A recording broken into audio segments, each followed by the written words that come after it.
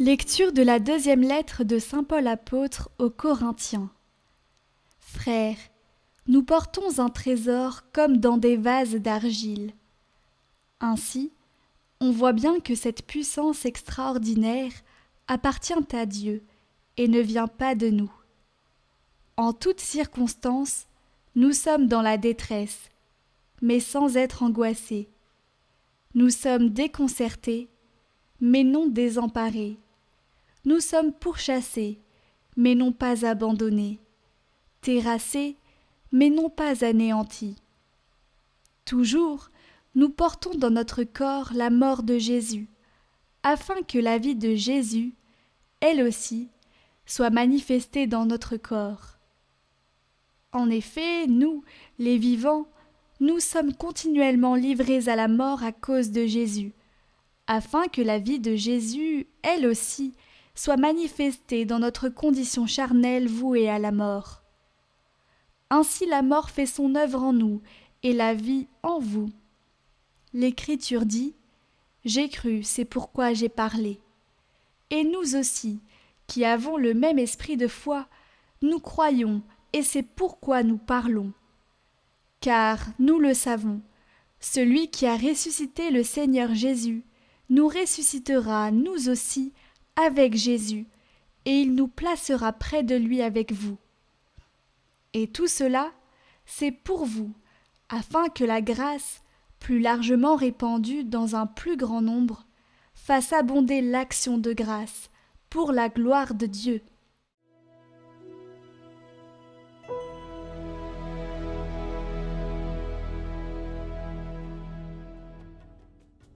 Ceux qui sèment dans les larmes moissonnent en chantant. Quand le Seigneur ramena les captifs à Sion, nous étions comme en rêve. Alors notre bouche était pleine de rire, nous poussions des cris de joie. Alors on disait parmi les nations, « Quelle merveille fait pour eux le Seigneur! Quelle merveille le Seigneur fit pour nous! Nous étions en grande fête. Ramène, Seigneur, nos captifs, comme les torrents au désert. Qui sème dans les larmes moissonne dans la joie. Il s'en va en pleurant, il jette la semence. Il s'en vient dans la joie, il rapporte les gerbes. »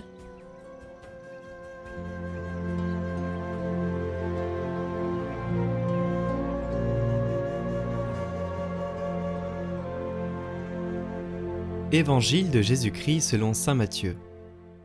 En ce temps-là, la mère de Jacques et de Jean, fils de Zébédée, s'approcha de Jésus avec ses fils Jacques et Jean, et elle se prosterna pour lui faire une demande. Jésus lui dit « Que veux-tu » Elle répondit « Ordonne que mes 2 fils que voici siègent l'un à ta droite et l'autre à ta gauche dans ton royaume. » Jésus répondit « Vous ne savez pas ce que vous demandez. Pouvez-vous boire la coupe que je vais boire » Ils lui disent « Nous le pouvons. » Il leur dit « Ma coupe, vous la boirez. Quant à siéger à ma droite et à ma gauche, ce n'est pas à moi de l'accorder. Il y a ceux pour qui cela est préparé par mon Père. » Les 10 autres qui avaient entendu s'indignèrent contre les 2 frères. Jésus les appela et dit « Vous le savez, les chefs des nations les commandent en maîtres, et les grands font sentir leur pouvoir. Parmi vous, il ne devra pas en être ainsi. Celui qui veut devenir grand parmi vous sera votre serviteur, et celui qui veut être parmi vous le premier sera votre esclave. Ainsi, le Fils de l'homme n'est pas venu pour être servi, mais pour servir, et donner sa vie en rançon pour la multitude.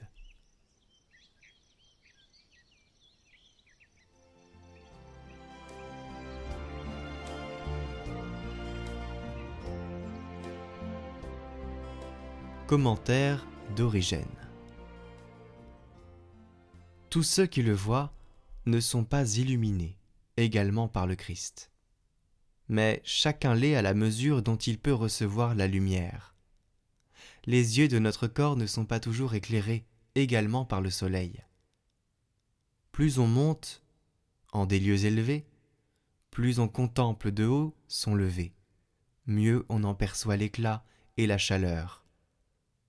De même, notre esprit, plus il montera et s'élèvera près du Christ, plus il s'offrira de près à l'éclat de sa clarté, plus magnifiquement et plus brillamment il sera irradié de sa lumière. Le Seigneur le dit lui-même par le prophète. « Approchez-vous de moi, et je m'approcherai de vous. » Ce n'est donc pas de la même manière que tous nous allons vers lui. Mais chacun y va, selon ses propres capacités. Ou bien c'est avec les foules que nous allons à lui, et il nous nourrit en paraboles pour que nous ne défaillions pas à jeun sur la route. Ou bien nous restons sans cesse à ses pieds, ne nous préoccupant que d'écouter sa parole, sans jamais nous laisser troubler par les multiples soins du service.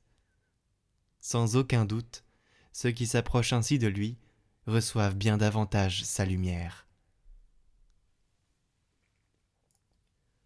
Mais si, comme les apôtres, sans nous éloigner jamais, nous demeurons constamment avec lui dans toutes ses épreuves, alors il nous explique en secret ce qu'il avait dit aux foules, et c'est avec plus de clarté encore qu'il nous illumine. Enfin, s'il trouve quelqu'un capable de monter avec lui jusque sur la montagne, comme Pierre, Jacques et Jean, celui-là n'est plus illuminé seulement de la lumière du Christ, mais de la voix du Père lui-même. Je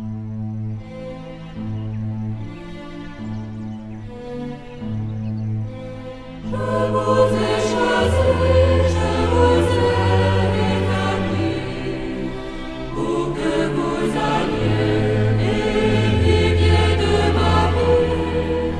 Demeurez en moi, vous porterez des fruits. Je fais de vous mes frères et mes amis.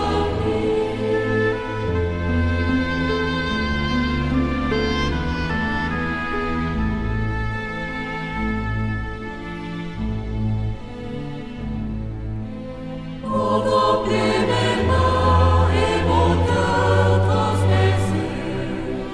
Accueillez la vie que l'amour veut donner. Ayez foi en moi, je suis ressuscité. Et bientôt dans la gloire, vous me verrez.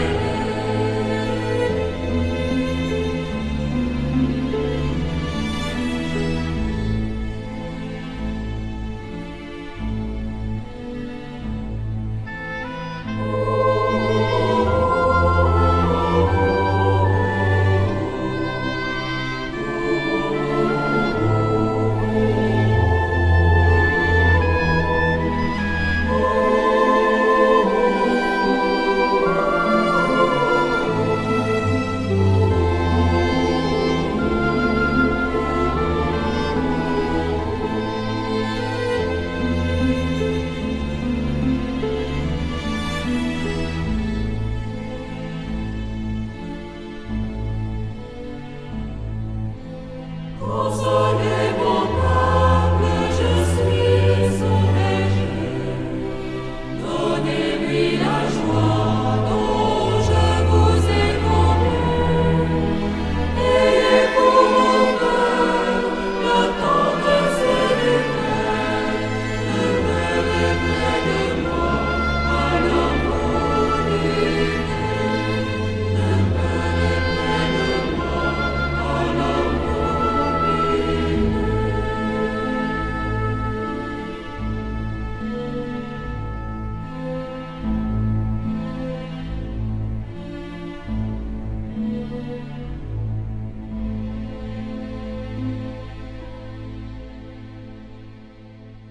La méditation que nous a laissée Benoît XVI lors de son audience du mercredi 21 juin 2006.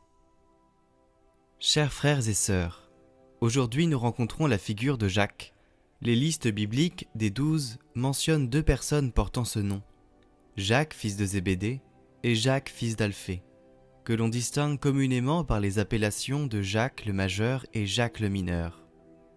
Ces désignations n'entendent bien sûr pas mesurer leur sainteté, mais seulement prendre acte de l'importance différente qu'ils reçoivent dans les écrits du Nouveau Testament et en particulier dans le cadre de la vie terrestre de Jésus.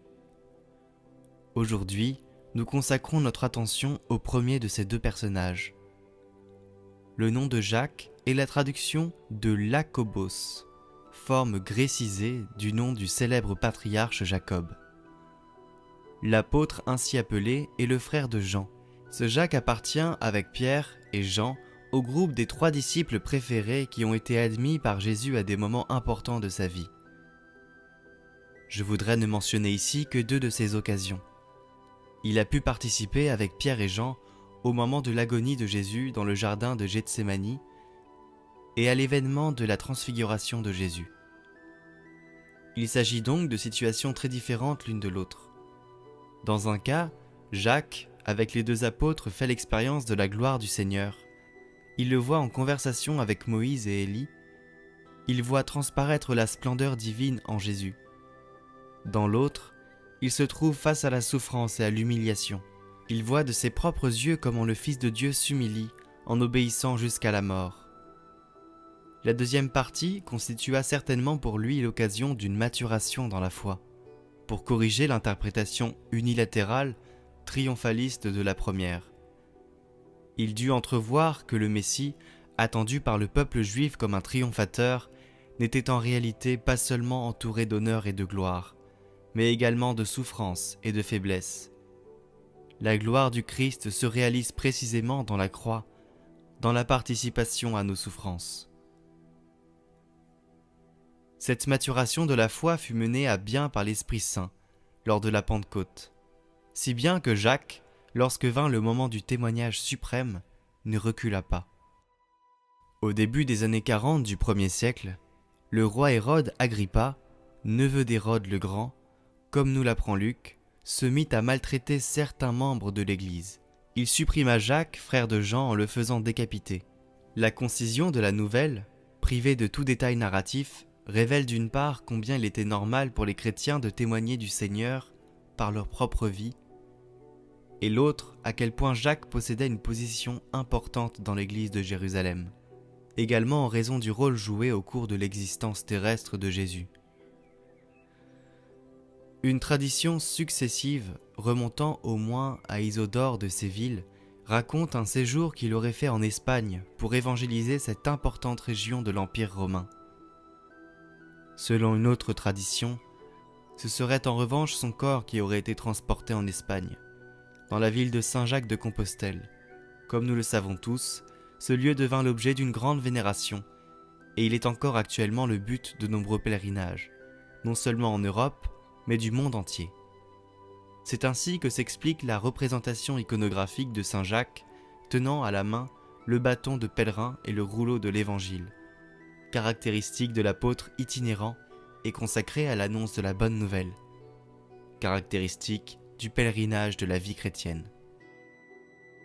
Nous pouvons donc apprendre beaucoup de choses de Saint Jacques, la promptitude à accueillir l'appel du Seigneur, même lorsqu'il nous demande de laisser la barque de nos certitudes humaines, l'enthousiasme à le suivre sur les routes qui nous indiquent au-delà de toute présomption illusoire qui est la nôtre, la disponibilité à témoigner de lui avec courage si nécessaire, jusqu'au sacrifice suprême de la vie. Ainsi, Jacques le Majeur se présente à nous comme un exemple éloquent de généreuse adhésion au Christ. Lui qui avait demandé au début, par l'intermédiaire de sa mère, à s'asseoir avec son frère à côté du Maître dans son royaume, fut précisément le premier à boire le calice de la Passion, à partager le martyre avec les apôtres. Et à la fin, en résumant tout, nous pouvons dire que le chemin non seulement extérieur, mais surtout intérieur du mont de la transfiguration au mont de l'agonie, symbolise tout le pèlerinage de la vie chrétienne, entre les persécutions du monde et les consolations de Dieu, comme le dit le Concile Vatican II. En suivant Jésus, comme Saint Jacques, nous savons que même dans les difficultés, nous marchons sur la bonne voie.